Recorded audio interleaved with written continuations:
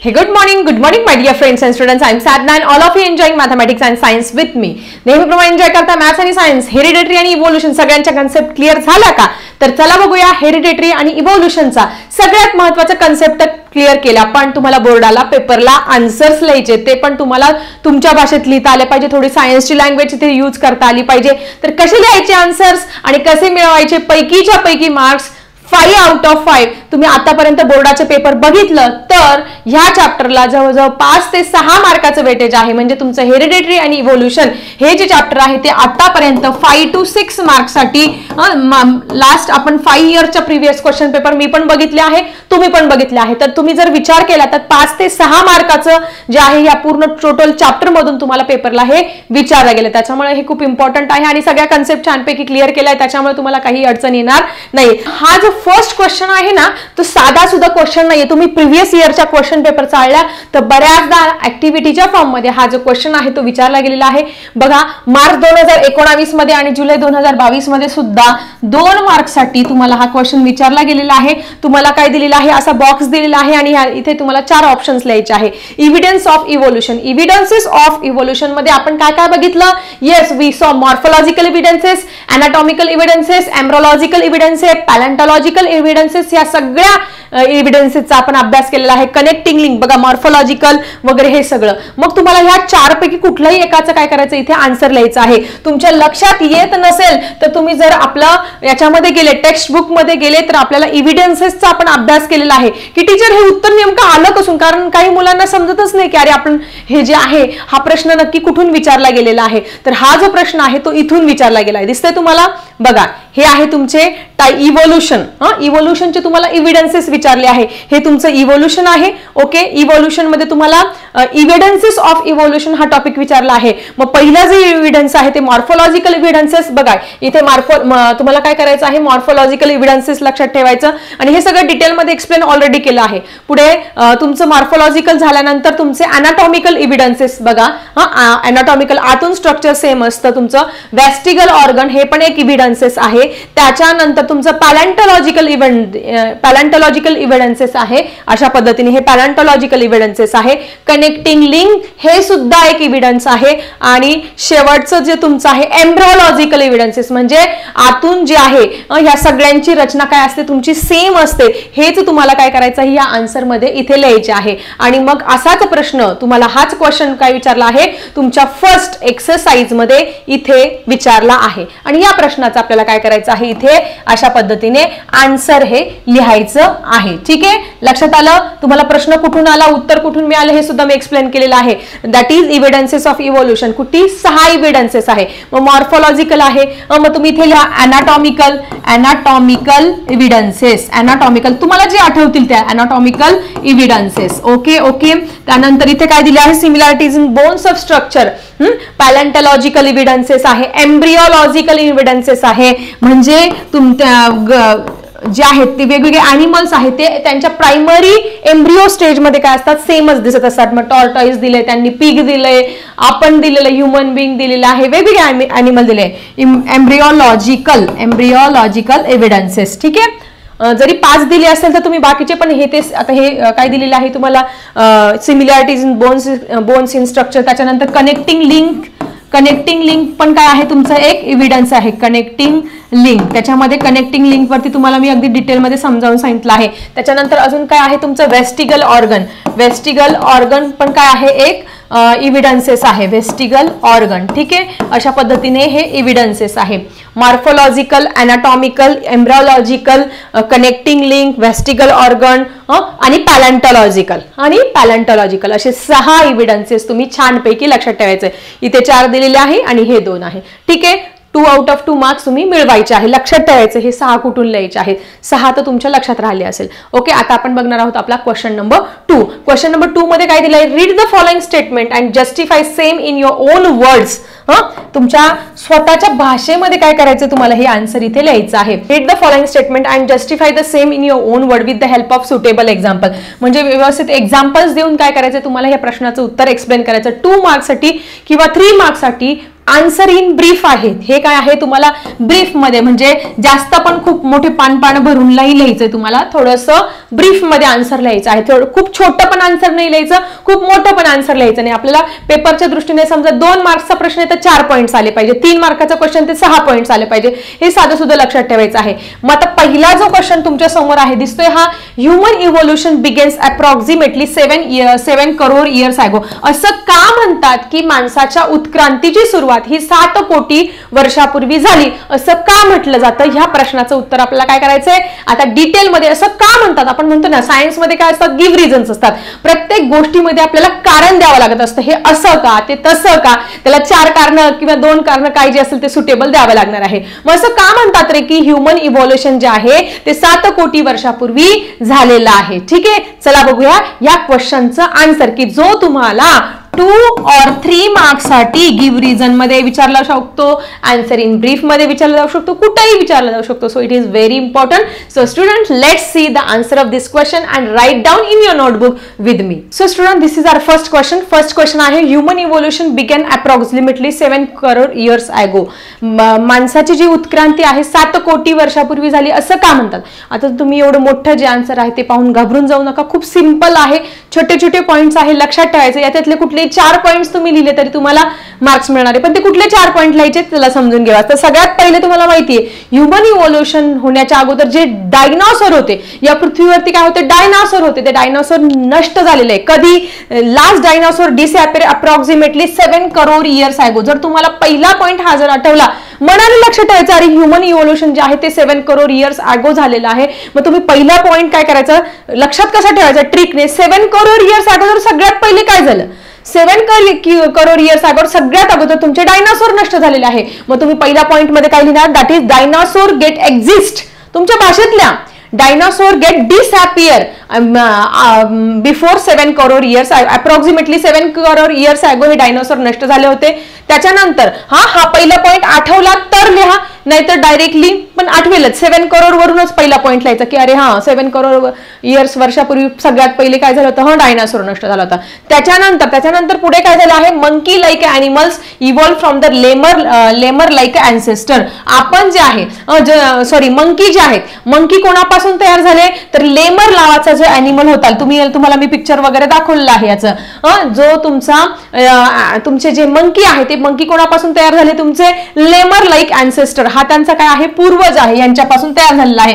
First point dinosaur नष्ट झाले, second point मध्ये मंकी तयार झाले कोणापासून, लेमर पासून. मग सेकंड पॉइंट लिहिताना कशा पद्धतीने लिहिणार, that is lemur monkeys are form or evolve from the lemur like ancestor. Lemur like ancestor पासून monkeys like animal evolve from the lemur like ancestor. ठीक आहे, झाला. पुढे काय झालं, त्या शेपटीचा काही उपयोग नव्हता होत कोणाचा, या लेमर लाईक अॅनिमल पासून जो मंकी तयार होता मंकीला शेपटीचा काहीच उपयोग झाला नाही. आता हे काय बघतोय आपण, ही प्रोसेस, माणूस कसा उदयाला आला, आपण कसं 2 पायावरती चालायला लागलो, ताट कसं चालायला लागलो, उभं कसं राहिलं, सगळी जी प्रोसेस आहे ती आपल्याला या माणसाच्या इव्हॉल्युशनच्या प्रोसेसमध्ये लिहायची आहे. पहिले डायनासोर नष्ट झाले, त्याच्यानंतर monkey like animal get evolve from the lemur. Lemur like अँसेस्टरने आठवलं तर चालेल, लेमर पासून इव्हॉल्व झालेला. पुढे tail disappeared and brain enlarge. नंतर काय झालं, शेपटी निघून गेली आणि मेंदू मोठा झाला. काय झालं, that is tail disappear and brain enlarge. मेंदू मोठा झालेला, पहिले मेंदू छोटा होता, नंतर मोठा होत गेलेला आहे. पुढे चौथ्या पॉइंट मध्ये 4 करोड इयर्स अगो एप लाईक अॅनिमल फॉर्म. त्याच्यानंतर सगळ्यात पहिले डायनासोर नष्ट झाले. ठीक आहे, त्याच्यानंतर पुढे काय झालं, पुढे monkey like animal are form from the lemur. ठीक आहे, डोक्यात तुम्ही डोळे बंद करा आणि नीट ऐका मी काय सांगते ते. त्याच्यानंतर पुढे काय झालं, पुढे त्यांची शेपटी नष्ट झाली आणि मेंदू मोठा झालेला आहे, टेल डिसअपियर आणि ब्रेन इनलार्ज झालेला आहे. चौथ्या पॉइंट मध्ये 4 करोड इयर्स म्हणजे 7 कोटी वर्ष आणि इथे 4 कोटी वर्ष मध्ये गॅप किती वर्षांचा गेला, 3 कोटी वर्षांचा. 3 करोड इयर्स नंतर मग एप लाईक अॅनिमल तयार झालेला आहे. कधी म्हणजे किती, म्हणजे साधी सोपी प्रोसेस आहे का तुमची इव्होल्युशन? नाही, it is very slow process. हळूहळू होणाऱ्या ही उत्क्रांती आहे. ठीक आहे, सो 4 करोड इयर्स अगो app like animal is form. त्याच्यानंतर एप लाईक अॅनिमल फॉर्म झाल्यानंतर तो जो एप लाईक अॅनिमल आहे तो गेला, कुठे गेला, नॉर्थ आणि ईस्ट एशियामध्ये गेला आणि आफ्रिकेमध्ये गेलेला आहे. 2.5 करोड इयर्स नंतर in Africa 2.5 crore years ago chimpanzee and gorilla form. ठीक आहे, तुम्हाला सांगितलं आहे याच्या अगोदर की जे साऊथ एशियामध्ये वगैरे त्यांच्यापासून 2 मंकी लाईक अॅनिमल्स हे तयार झालेले आहे आणि इन 2.5 करोड मध्ये इन आफ्रिकेमध्ये जे गेलेले होते एप लाईक अॅनिमल्स, जे एप लाईक अॅनिमल तयार झाले ते काय झाले, पुढे डिवाइड झाले, इकडे काही गेले इकडे काही गेले, एक नॉर्थ आणि साऊथ एशियामध्ये गेले त्यांच्यापासून 2 तयार झाले आणि एक आफ्रिकेमध्ये गेले 2.5 करोड इयर्स अगो. मग त्या आफ्रिकेमध्ये गेलेल्या एप मानवरांपासून काय झालं, चिंपांझी आणि गोरिला तयार झाला. काय झाला, चिंपांझी आणि गोरिला तयार झालेला आहे. नंतर पुढे बघा 2.5 इयर्स नंतर 2 करोड इयर्स अगो ह्युमन लाईक अॅनिमल, मग 2 कोटी वर्षापूर्वी माणसासारखा दिसणारा एक अॅनिमल तयार झाला. Use their hands for the work, की ज्याने हातांचा उपयोग केला कशासाठी, कामासाठी. आता हा पॉइंट लिहिला तरी चालेल, नाही लिहिला तरी चालेल, कारण की महत्वाचं काय आहे आपल्याला, ल्युमर लाईक अॅनिमल आणि हे करोड इयर्स जे आहे ते महत्वाचे आहे. पुढे first human like app east Africa, नंतर फर्स्ट ह्युमन लाईक एप जो आहे तो ईस्ट आफ्रिकामध्ये तुम्हाला सापडलेला आहे आणि म्हणून therefore human evolution began approximately 7 crore years ago. आता तुम्ही म्हणाल टीचर तुम्ही एवढे सगळे पॉईंट लिहून दिलेले आहे, आम्हाला मार्क्स मिळतील का? तुम्ही 4 पॉईंट लिहिले तरी मार्क्स मिळतील, पण मी म्हणते तुम्ही जर अशा पद्धतीने हिस्ट्री लक्षात ठेवली, इव्होल्युशनची हिस्ट्री लक्षात ठेवली आणि एक डायरेक्ट गोष्टीसारखं लक्षात ठेवलं तर हे सगळे पॉईंट लिहायला काही हरकत नाहीये. लक्षात येतं तुमच्या?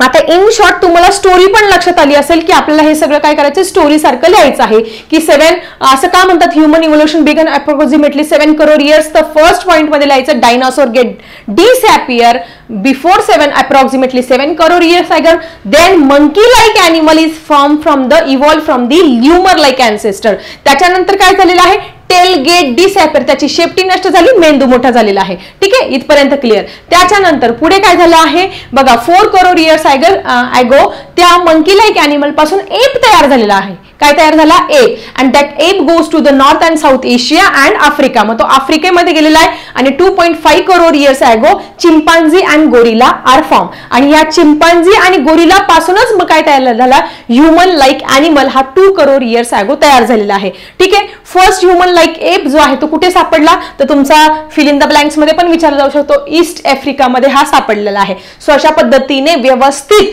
तुम्हाला वाटतील ते पॉइंट लिहा, पण महत्वाचं बघा, तुम्हाला सगळ्यात महत्वाचं मी तुम्हाला सांगते, हा पॉइंट त्यानंतर हा, त्यानंतर नाही हा हे 4 पॉइंट खूप महत्वाचे आहे. हे 4 पॉइंट तुमचे लिहिलेच गेले पाहिजे पेपरला. ठीक आहे, आणि मग देअरफॉर लिहायचा आणि प्रश्न लिहून काढायचा. बघा देअरफॉर लिहिला आणि हे प्रश्न लिहून काढला, human evolution began approximately 7 crore years ago. ठीक आहे, मी अगदी बोर्डाच्या पॅटर्न प्रमाणे बोर्डाच्या उत्तरपत्रिकांमध्ये उत्तरं कशी असतात त्या पद्धतीने त्याचा अभ्यास करून मगच हे तुम्हाला आन्सर सांगते आहे. त्याच्यामुळे नक्की तुमच्या नोटबुकमध्ये नोट डाऊन करा. चला बघूया आपला next question. So student, this is your next question. ह्या क्वेश्चन तुम्हाला समोर दिलेला आहे, हे आपल्याला जस्टिफाय करायचं आहे आणि बोर्डाला अशा पद्धतीने 2 मार्क्ससाठी आल्यानंतर हे 4 पॉइंट्स लिहायचे आहे. क्वेश्चन काय आहे बघा, geographical and reproductive isolation gradually leads to speciation.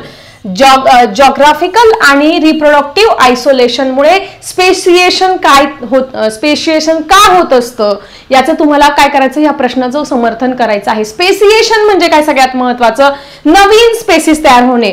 जुन्या ज्या स्पेसिस आहेत त्याच्यापासून नवीन स्पेसिस तयार होतात.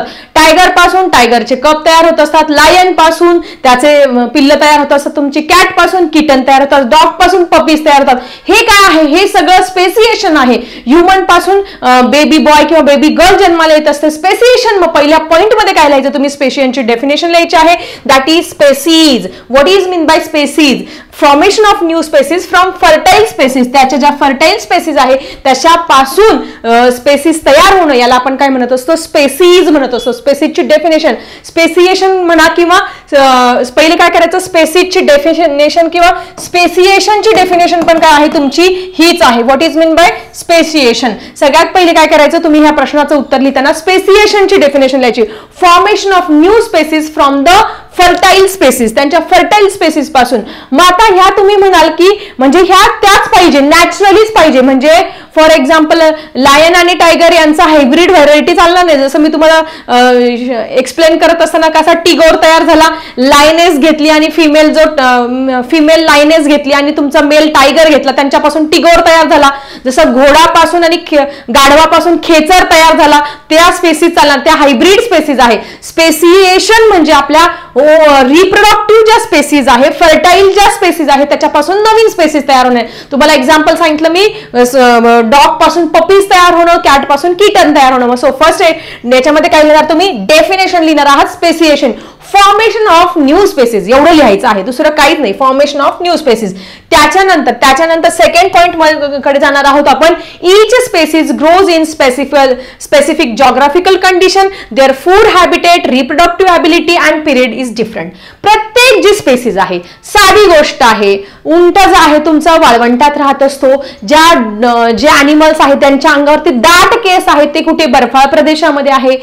म्हणजे काय असतं, वेगवेगळ्या जॉग्राफिकल कंडिशन नुसार त्यांना त्यांच्या बॉडीमध्ये अडॅप्टेशन करावं लागत असतं. मग तुम्ही मला सांगा, उंटाची खाण्याची हॅबिट आणि तुमची आपल्या इथे महाराष्ट्रात किंवा व्हॅलीवरती राहणाऱ्या अॅनिमलची खाण्याची हॅबिट सेम आहे का? उंटाची खाण्याची हॅबिट आणि तुमची जो पोलार बियर आहे त्याची खाण्याची हॅबिट सेम आहे का? नाही.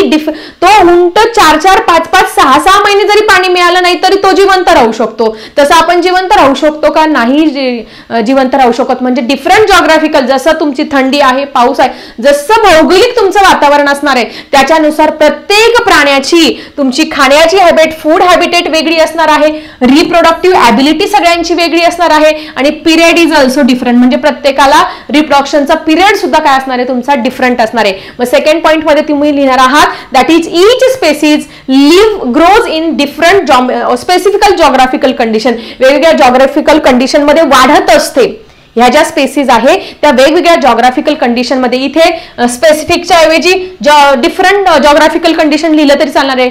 There food habit is different, their period of reproduction is different, reproductive ability and period is different. So ठीक आहे, फर्स्ट पॉइंट मध्ये स्पेसिएशनची डेफिनेशन, दुसऱ्या पॉइंट मध्ये each species lives in or grows in different geographical condition, their food habitat is different, their reproductive ability is different and their period is also different. त्यानंतर तिसरा आणि चौथा पॉइंट खूप सोपा. याच्यामध्ये काय करायचं तुम्ही, जॉग्राफिकल आयसोलेशन ची एक्सप्लेनेशन करायचं आहे आणि रिप्रोडक्टिव्ह आयसोलेशन. कारण की प्रश्नामध्ये आता हे कुठून आणणार तुम्ही, इथूनच आणणार. जॉग्राफिकल आयसोलेशनमुळे आणि रिप्रोडक्टिव्ह आयसोलेशनमुळे या दोन गोष्टींमुळे नवीन स्पेसीज जन्माला येत असतात. मग आता जॉग्राफिकल आयसोलेशन होतं म्हणजे नक्की काय होत असतं, separation due to the geographical barriers like valley, ocean. म्हणजे काही ज्या स्पेसीज आहे त्याच्या वेगवेगळ्या भौगोलिक परिस्थितीमुळे त्या सेपरेट होतात. फॉर एक्झाम्पल तुम्हाला मी एक्झाम्पल सांगितलं आहे, काही जे बर्ड्स आहेत त्या काही जे झाडं आहे एका ठिकाणी होते, परंतु काही जॉग्राफिकल भूकंप झाला, महापूर झाला किंवा व्हॅली, ओशन याच्यामुळे काय झाले ते सेपरेट झाले. मग त्यांच्यामध्ये काही झाले, चेंजेस झाले. मग त्यांच्या पुढच्या पिढ्यांमध्ये काय झालं, रिप्रोडक्टिव्ह आयसोलेशन मध्ये सुद्धा इथे चेंज झालेला आहे. साधी गोष्ट आहे, तुम्ही बघा वेगवेगळे लोक बघितले असेल, आफ्रिकेतले लोक, त्यांची चेहऱ्याची ठेवण, त्यांचा रंग, सगळ्या गोष्टी. फॉरेनर्स आहेत ते अगदी गोरे असतात. आपण भारतीय आहेत, गव्हाळ रंगाचे आहेत. म्हणजे यांच्या चेहऱ्याची ठेवण, त्यांची खाण्यापिण्याच्या पद्धती सगळ्यांमध्ये काय असतात, जॉग्राफिकल आयसोलेशन. हे काय आहे, जॉग्राफिकल आयसोलेशन आहे. Separation due to geographical barriers, याच्यामुळे काय झालेलं आहे, हे आयसोलेशन झाले आहे.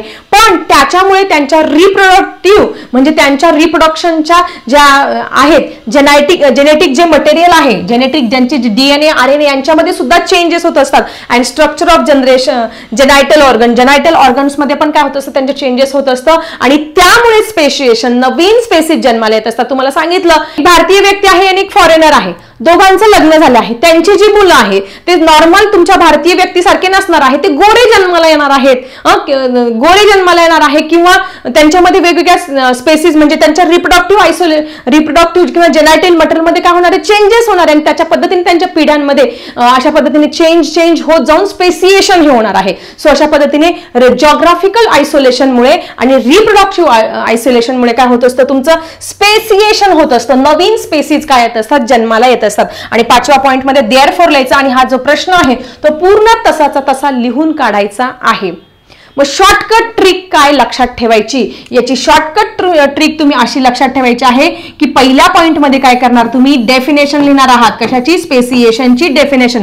दुसऱ्या पॉइंटमध्ये काय, जॉग्राफिकल कंडिशनचं थोडंसं वर्णन करायचं. तिसऱ्या पॉइंटमध्ये तुम्ही जॉग्राफिकल आयसोलेशन विषयी लिहायचं आणि चौथ्या पॉइंटमध्ये तुम्ही रिप्रोडक्टिव्ह आयसोलेशन विषयी लिहायचं आहे. झाले तुमचे. या 4 शब्दावरून तुम्ही डिटेलमध्ये एक्सप्लेनेशन हे करू शकतात आणि या प्रश्नाचं उत्तर हे लिहू शकतात छानपैकी. स्पेसिएशन सांगितलं, नंतर तुमचं सेकंड पॉइंट पण सांगितला. जॉग्राफिकल आयसोलेशन म्हणजे काही ठिकाणी खोल दऱ्या असतात, काही ठिकाणी समुद्र किनाऱ्यावरच्या लोकांचं जीवन वेगळं असतं, दऱ्याखोऱ्यांमध्ये राहणाऱ्या लोकांचं जीवन वेगळं, पठारी भागामध्ये राहणाऱ्या लोकांचं जीवन वेगळं असतं.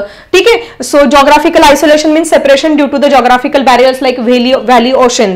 Then reproductive isolation means change in genetic material and structure of the genital organ is called as the reproductive isolation and therefore question लिहून काढायचा आहे. ठीक आहे. क्लिअर सगळ्यांना, लिहिता येईल सगळ्यांना आन्सर. चला तुम्ही तुमच्या नोटबुकमध्ये छानपैकी लिहून घ्या. So student, this is your next question. Justify करायचं आपलं थर्ड आन्सर काय आहे.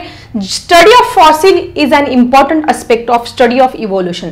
तुम्हाला इव्होल्युशनचा अभ्यास करायचा असेल तर तुम्हाला फॉसिलचा, जीवाश्मांचा अभ्यास करावा लागणार आहे. तर सगळ्यात पहिले फॉसिल शब्दाला, मग फॉसिल म्हणजे काय, फॉसिल म्हणजे हजारो करोड वर्षापूर्वी अर्थक्वेक झाला, तुमचा फ्लड आले, व्होल्कॅनिक इरप्शन झालं, त्याच्यामुळे हजारो प्लांट्स अँड अॅनिमल काय झाले, तुमचे जमिनीखाली गाडले गेले आणि मग त्याच्यावरती प्रक्रिया, तुमचं जो सन आहे, रेन आहे, हीट आहे, प्रेशर आहे, या गोष्टींचा परिणाम झाला आणि त्यांच्या रिमेन्सचं, त्यांचे जे इम्प्रेशन्स आहे त्याचं कन्व्हर्ट कशामध्ये झालं, तुमचं फॉसिल्समध्ये, जीवाश्म इंधनांमध्ये झालेलं आहे किंवा जीवाश्मांमध्ये झालेलं आहे. ठीक आहे. सो फर्स्ट पॉइंट मध्ये आपण लिहिणार आहोत definition of the fossil, that is large number of organism get buried due to the flood, earthquake. तुम्हाला जे जे आठवतं ते लिहून टाकायचं आहे.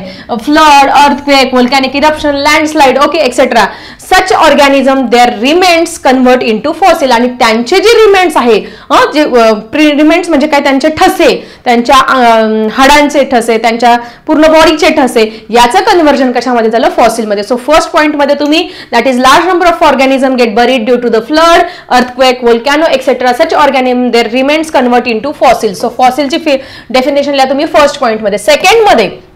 सेकंड पॉइंट मध्ये, with the help of carbon dating we can determine the age of fossil. आता तुम्हाला या फॉसिलचं एज, हा एखादा तुम्हाला सापळा सापडला, मग हा कोणत्या काळातला आहे, किंवा एखाद्या राजाच्या काळातला एखादा कॉइन सापडलेला आहे, हा कोणत्या राजाच्या काळातला आहे, किती वर्ष जुना आहे, हे आपण फाइंड करू शकतो त्या फॉसिलच्या कशावरून, कार्बन डेटिंग वरून. मग कार्बन डेटिंग मी डिटेलमध्ये अगोदरच व्हिडिओमध्ये तुम्हाला एक्सप्लेन केला आहे, ज्यांनी बघितलं नसेल त्यांनी तो व्हिडिओ जाऊन बघा. मग with the help of carbon dating we can find the age of fossil. फॉसिलचा आपण वय काढू शकतो कशामध्ये, कार्बन डेटिंग मेथडमध्ये. ठीक आहे. तुम्ही कोणाला वाटेल की टीचर एवढे पॉईंट्स आहे, खूप सोपे. कार्बन डेटिंग माहिती असेल तर कार्बन डेटिंगचं सगळं लिहून टाकायचं, म्हणजे तुम्हाला पैकीच्या पैकी मार्क्स मिळणार आहे. मग कार्बन डेटिंग विषयी तुम्हाला काय माहिती आहे, that is after death the carbon consumption stop. आपण मेल्यानंतर काय होतं, कार्बन कन्झम्पशन काय होतं, स्टॉप होत असतं. पण C14 डीके कंटिन्युअसली, पण आपल्या याच्यामध्ये दोन असतं, एक C12 असतो आणि एक C14 असतो.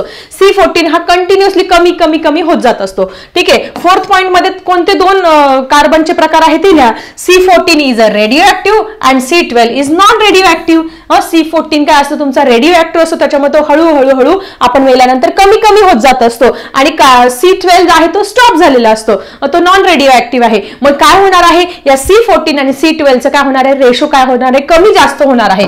कमी जास्त C12 चा आणि तुमच्या C14 चा जो रेशो आहे तो काय होणार आहे, इथे कमी जास्त होणार आहे. अशा पद्धतीने C12 आणि C14 चा रेशो काय होणार आहे, कमी जास्त होणार आहे. कारण C12 तर स्टॉप आहे, C14 चा कमी जास्त रेशो झाल्यानंतर या रेशोवरून आपण काढू शकतो की ते फॉसिल जे आहे ते किती जुनं आहे. ठीक आहे. मग नंतर पुढे बघा, after death the ratio of C12 and C14 is a different. मेल्यानंतर त्याचा रेशो जो आहे तो डिफरंट होणार आहे. And by this ratio we can find the age of fossil. आणि याच रेशोवरून आपण काय करू शकतो, तो फॉसिल किती जुनं आहे, त्याचं वय काय आहे, त्याचं एज काय आहे, हे आपण फाइंड करू शकतो. म्हणजे इन शॉर्ट, पहिले फॉसिलची डेफिनेशन लिहायची आहे, दुसऱ्या पॉइंटमध्ये कार्बन डेटिंग सुरू करायचं आणि कार्बन डेटिंगचे सगळे पॉइंट लिहून काढायचे आहे.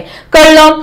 फॉसिलची डेफिनेशन समजली. That is we can calculate the age of fossil with the help of carbon dating, and in the carbon dating method that is after the death of any animal carbon consumption gets stopped, but C14 decay continuously. There are two types of carbon in the carbon dating, that is C14 which is radioactive, C12 which is non-radioactive. After death the ratio of C12 and C14 is a different, and by this different ratio we can find the age of fossil. This much. आणि therefore लिहायचं आणि असं dash नाही करायचं. हा प्रश्न परत लिहून काढायचा. कसा? असा, study of the fossils is important aspect of study of evolution. म्हणून म्हणतात की फॉसिलचा अभ्यास करणं म्हणजेच उत्क्रांतीचा, इव्होल्यूशनचा अभ्यास करणं आहे. काय कळलं या प्रश्नामध्ये? काय आन्सर लिहिना तुम्ही? फॉसिलची डेफिनेशन आणि कार्बन डेटिंग हे दोनच शब्द लिहा आणि त्याच्यावर पूर्ण पॅराग्राफ तुम्ही लिहून घेऊ शकतात. फॉसिलची जर तुम्हाला डेफिनेशन माहिती असेल आणि कार्बन डेटिंग नक्की काय असेल हे जर तुम्हाला माहिती असेल तर तुम्ही या प्रश्नाचं उत्तर छानपैकी लिहू शकतात. कार्बन डेटिंग डिटेलमध्ये जाऊन बघा आपल्या व्हिडिओमध्ये, आणि फॉसिल तर ऑलरेडी तुम्हाला डेफिनेशन मी लिहून दिलेली आहे. ठीक आहे. चला, थर्ड क्वेश्चन पण झालेला आहे. Let's move to the next question. So student, this is your next justification answer. एकूण 4 होते ABCD, तर चौथा आहे. तर क्वेश्चन काय आहे समजून घ्या. There is evidence of foetal science.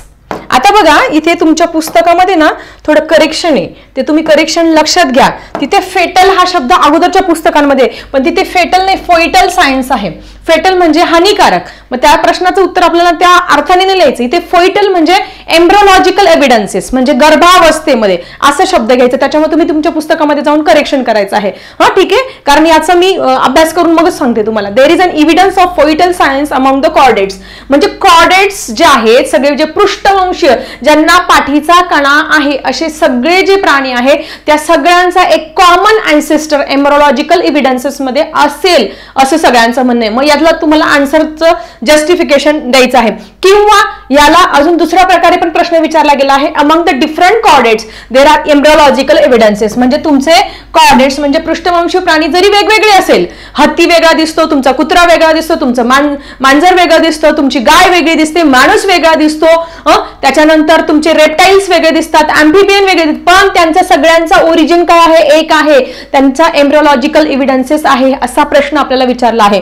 ठीक आहे. मग पहिल्या पॉइंटमध्ये तेच लिहिणार आहोत. That is very young embryos of. आता कोण तुम्हाला एम्ब्रोलॉजिकल एव्हिडन्स मी शिकवलं आहे ना, आठवतंय सगळ्यांना? आठवत नसेल तर जाऊन व्हिडिओ बघा सगळ्यांनी. एम्ब्रोलॉजिकल एव्हिडन्सेस बघा सगळे जे आहे. आपण म्हणतो की अरे आपण पिग आपण घाणेरडा म्हणतो, पण आपला आणि त्याचा एम्ब्रोलॉजिकल एव्हिडन्सेस मध्ये सेमच असतो. आपण म्हणजे तुम्ही पिग आहे, तुम्ही कॅट आहे, तुम्ही डॉग आहे, तुम्ही ह्युमन आहे, सगळ्यांचे गर्भावस्थेमध्ये आईच्या पोटात असताना तुम्ही काय दिसतात, तुमचे जी स्टेजेस आहे, इनिशियल स्टेज काय असतात तुमच्या सेम असतात. मग very young embryos of fish. मग फिश आहे, सगळे फिश आहे. अँफिबियन्स म्हणजे तुमची क्रोकोडाईल आहे, तुमचा फ्रॉग आहे, यांचे एम्ब्रिओज घेतले. रेप्टाइल्स म्हणजे तुमचे स्नेक आहे किंवा सरपटणारे खूप सारे प्राणी आहे, रेप्टाइल्स. किंवा पक्षी घेतले, बर्ड्स घेतले, तुमचे स्पॅरो घ्या, क्रो घ्या, पिजन घ्या.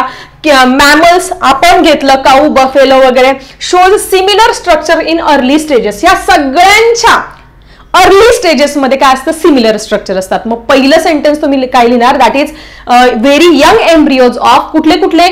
Fish, amphibian, reptiles, mammals, birds show similar structure in early stages. त्यांची जी पहिली जी गर्भावस्था असते, गर्भाच्या आतमध्ये असताना ती पहिली स्टेज असते, काय असते? सगळ्यांची सेम असतात. आपण सगळे सारखे आहोत, आपण सगळे काय असतं? Embryological same. मग हळूहळू आपल्यामध्ये ग्रोथ होते, मग हळूहळू आपल्यामध्ये चेंजेस होतो, आपल्या बॉडीच्या पॅटर्न मध्ये चेंज होतो. मग कोणी साप तयार होतो, कोणी माणूस तयार होतो, कोणी पक्षी तयार होतो, तर कोणी काय काय तयार होतो.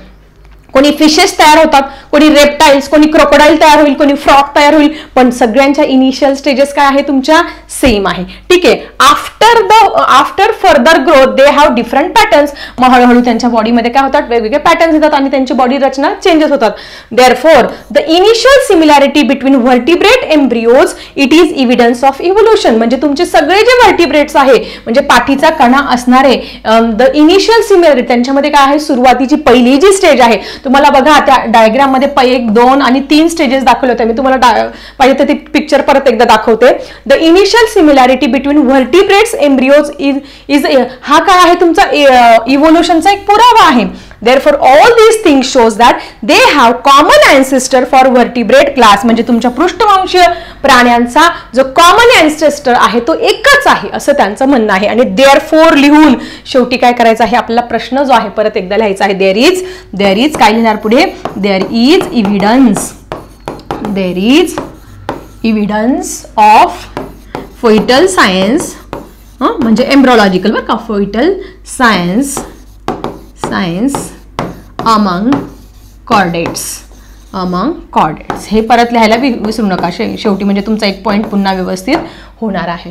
ठीक आहे. फर्स्ट पॉइंट मध्ये कुठले याच्यामध्ये कॉमन तुमचे इनिशियल स्टेज असते त्याचं लिहायचं आहे. सेकंड पॉइंट मध्ये after further growth they have different pattern. Third point मध्ये initial similarity between vertebrate embryos, it is evidence of evolution. हा इव्हिडन्सचा काय आहे, एक पुरावा आहे. पुढे it shows that they having the common ancestor. आणि हे सगळं याच्यातून काय कळतं की त्या सगळ्यांचा जो अँसेस्टर आहे त्यांचा जो पंजोवा म्हणू, खापर पंजोवा किंवा त्यांचा जो वंशज आहे त्या सगळ्यांचा काय आहे, म्हणजे तुमचा बैल असो, तुमचा हत्ती असो, तुमचा ससा असो, तुमचं कासव असो, तुमचा साप असो, तुमचे वेगवेगळे पक्षी असो किंवा ह्युमन असो किंवा काऊ असो, सगळ्यांचा अँसेस्टर काय आहे एम्ब्रियोलॉजिकल स्टेजमध्ये काय असतो, सेम असतो. ठीक आहे. सांगत होते हे या प्रश्नाचं उत्तर आहे की एम्ब्रियोलॉजिकल एव्हिडन्सेस म्हणजे तुम्ही फिश असाल, तुम्ही सरडा सॅलमेंडर असाल, तुम्ही टॉर्टॉइस असणार, तुम्ही चिकन असणार, कोंबडीचं पिल्लू आहे, तुम्ही पिग, तुम्ही डुक्कर आहात, तुम्ही काऊ आहात, तुम्ही रॅबिट आहात, तुम्ही मॅन आहात, तुम्ही याच्यापैकी कोणी आहात, पण तुमची जी इनिशियल स्टेज आहे सगळ्यांची एम्ब्रियोलॉजिकल म्हणजे तुम्ही गर्भावस्थेमध्ये सगळ्यांची जी पहिली अवस्था आहे, दुसरी नका बघा, दुसऱ्यामध्ये चेंजेस होत चाललेले आहे, तिसऱ्यामध्ये अजूनच चेंज झालेला आहे. बघा फिश असा तयार झाला, सॅलमेंडर असा, टॉर्टॉइस असा, चिकन तुमचं असं, पुन्हा पिग असं, काऊ अशी तयार झाली, रॅबिट असा, मॅन असा तयार झाला. मग पण या सगळ्यांची इनिशियल स्टेज काय आहे, कॉर्डेट्सची व्हर्टिब्रेटची काय आहे तुमची सेम आहे. हेच आपल्या प्रश्नाचं इथे उत्तर होतं. सो अशा पद्धतीने आजच्या या व्हिडिओमध्ये आपण एक्सरसाइज मधला क्वेश्चन नंबर 1 आणि क्वेश्चन नंबर 2 आपण अगदी डिटेलमध्ये क्लिअर केलेला आहे. पेपरला प्रश्नांची उत्तर लिहिता येईल का जरा नक्की कमेंट सेक्शन मध्ये लिहा. नवीन असेल तर चॅनलला सबस्क्राईब करायला विसरू नका, because it is free of cost for you. Till then bye bye all of you.